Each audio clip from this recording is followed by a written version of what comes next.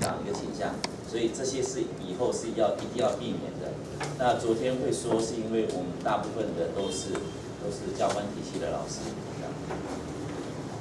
那我们第3天的课程会偏向于那个冲突管理的部分。那冲突管理我们之前有提到，风暴期其实在许多单位来讲，它都隐性的存在着。所谓的隐性的存在着，就是它一定在，只是我们不一定能够感受到它。可是往往那个冲突点产生的时候，包括利益的冲突、权力的冲突、情感的冲突，甚至是情绪的冲突的时候，它自然而然的会把那个冲突点爆发出来，它会变成显性的冲突点。那我们今天大部分的课程就会先放在那个冲突点，然后冲突点出现的时候，有时候你其实讲再多都不一定有用。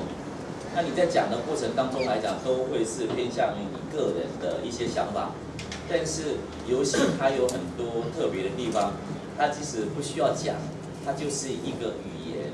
我一直相信游戏会说话，你不管做什么，我相信它那个过程来讲，它一定会让你的情感也好，言语也好，在过程当中被表达出来。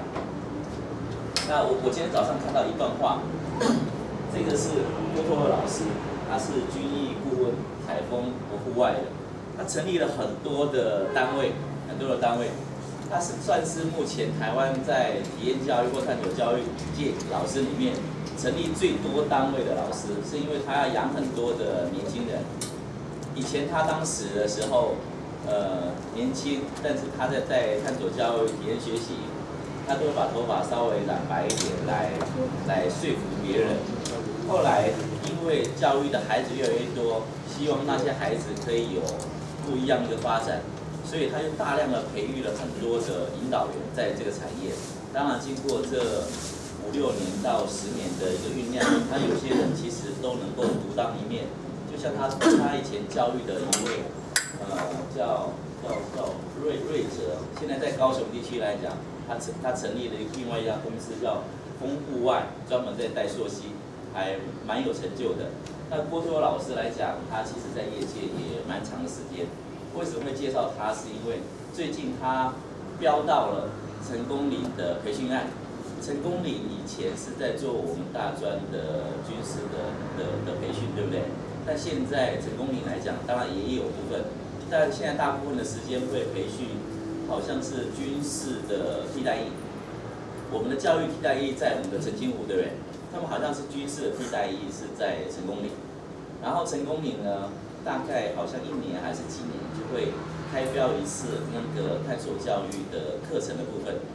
他们的人数非常多，有时候一次来了就是700、800人，然后1年就是好几千人要在那里做培训。那一开始是他接触的，接触完以后维持很好的水平，然后价格也是很好维持水平。那后来业界的利益竞争。盖我们场地的全方位就去介入，然后找政治力的介入，找议员的介入，后来又重新再开标一次以后，全方位拿下来。拿下来以后呢，那个水平也就是价格的水平就降低了大概25% 左右。那这一次又降低了25%，也就是现在的价格是以前的大概1半的水平。可是现在要求越来越严，他一标到以后，他觉得说那个问题很大。我今天才看到，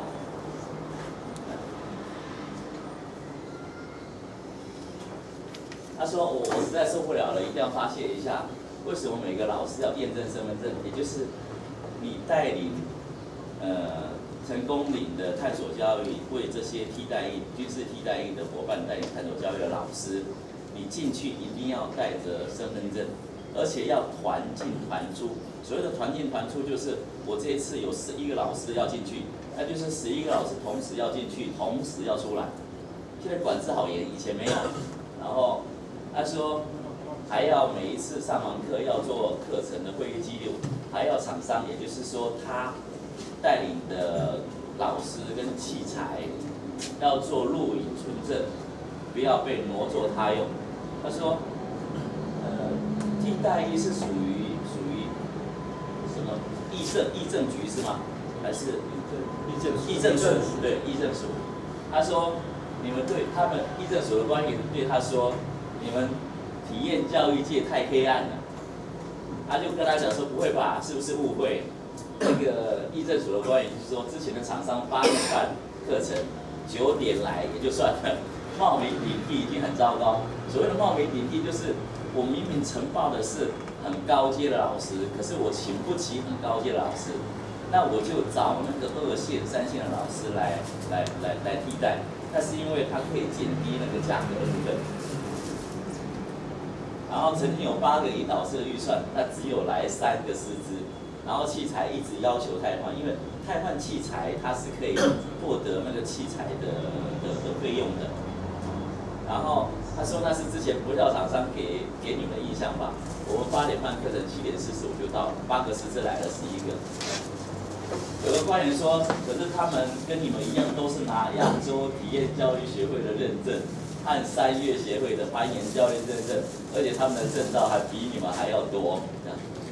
所以他有这样的一个想法，但我要说，有些单位确实培育了很多的师资，可是没有舞台可以给他们历练，或者是这些师资其实都是很年轻的师资，所以我相信假以时日给这些师资，应该他还是会有独当一面的机会。就好像各位，虽然你在教育界也好，在军训界也好，你有很好的资历。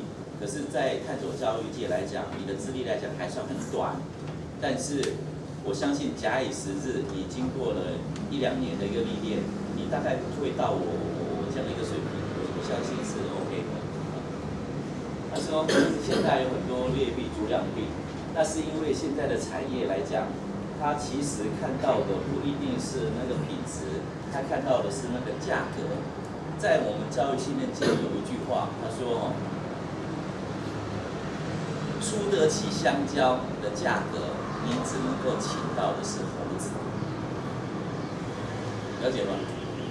你如果想要请狮子，你可能要负担的是一只羊的价格。所以训练很贵，但是不训练可能更贵。找对老师，那你也许带你的方向是会你要的方向；那找错老师，也许你带的方向就不一定会是你要的结果。可是如果很多人完全没有接触过探索教育，其实任何老师来教，他都会觉得很棒。当你接触过以后，你才会知道说哪位老师是适合的。但是我邀请各位未来就是除了上过我课之外，还是要多接触不同层次的老师，郭拓友老师也好，廖炳煌老师也好，然后谢志谋老师也好，蔡继子老师也好，都可以找他们来。你可以看看有不同的风格的人在带领探索教育、体验学习，他有什么样我们可以多学习的地方。这才是一个身为探索教育者能够不要固步自封。即使是郭拓老师，我都曾经去参加过他的师资班，那是因为之前审核名单的时候，不是他审核，是他的学生在审核。如果是他审核，他可能会把我剔除掉，因为我们这个业界非常的害怕同业来学习。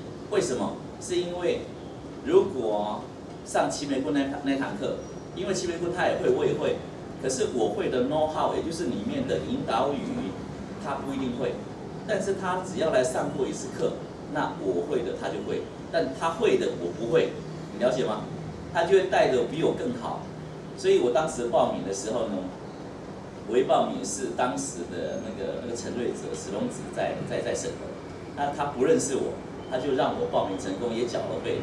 我当天一到坐下来的时候，那郭拓老师一进来，他吓一跳，他想说我只会参加，后来去翻一下名单，确实有我，然后他都不敢说话，然后就一直上课，上完2天课程这样。那以前我是跟他没有互动，那最近是因为我常常跑上海，然后在上海那里跟台湾很早期一个老师在南投的水头山庄，他后来离开了教会，然后到上海去，就一直固定在上海。那我因为跟他住在一起，所以就有这样的一个互动。然后大陆的课程，郭拓老师就会请我去协助这样子。这是郭拓老师。但我要说体验学习界、探索教育界，其实真的还蛮黑暗的。我要跟各位说，未来你们出去到外面，不要说你是杨国良的学生，不要，因为你一说你是杨国良的学生，大家就会对你有戒心。你一说你是廖秉煌的学生，我也会对他有戒心，因为你知道吗？哦，你一说你是蔡金蛇的学生，任何的同业都会对你有戒心，他就不会倾囊相授。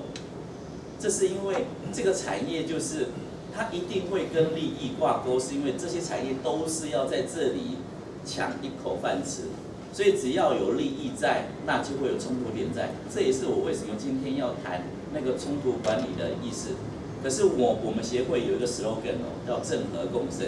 以前讲的都是零和，不是你赢就是我赢。那成者为王，败者为寇。可是这个产业应该是有更多可以合作的空间。就像我跟那个南投水头山庄那个牧师，他现在到上海去，那个叫吴冠如，叫波，他大概在台湾带领教会界的探索教育，大概有20年的时间，算是非常早期的老师。可是他会的我不一定会，那我会的呢，他也不一定会。我有一次带那个雪花片片在镇江市政府，就江苏的镇江市政府，然后带那个雪花片片的时候啊，他看到听到的时候，他吓一跳。他说他曾经看过一个老师，我们协会一个老师叫 SCAR 的，叫林清怡老师。他说他看过他上过，可是为什么我上的会不一样？他觉得很纳闷。所以镇江市政府那个案子是我跟他在搭配，我才发觉到说我们2个人很搭，就是他会的我不会，我会的他不会的时候呢，却能够创造很高的一个课程效益。所以即使是同业之间，那不同的体系，它都有它可以学习的地方。不管是 AAE 亚洲经验教育学会，或者是外展基金会，或者是采风户外，它一定有它可以学习的地方。那我之前胡敏他有想要在教育局这里买一套的探索教育的器材，我就有跟胡敏说，全方位有全方位好的器材，外展有外展它所独特的器材。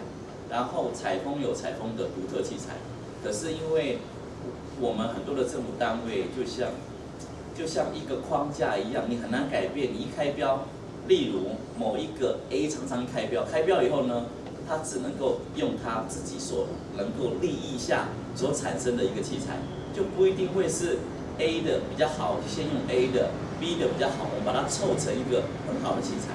我觉得这是很可惜的一个地方啊。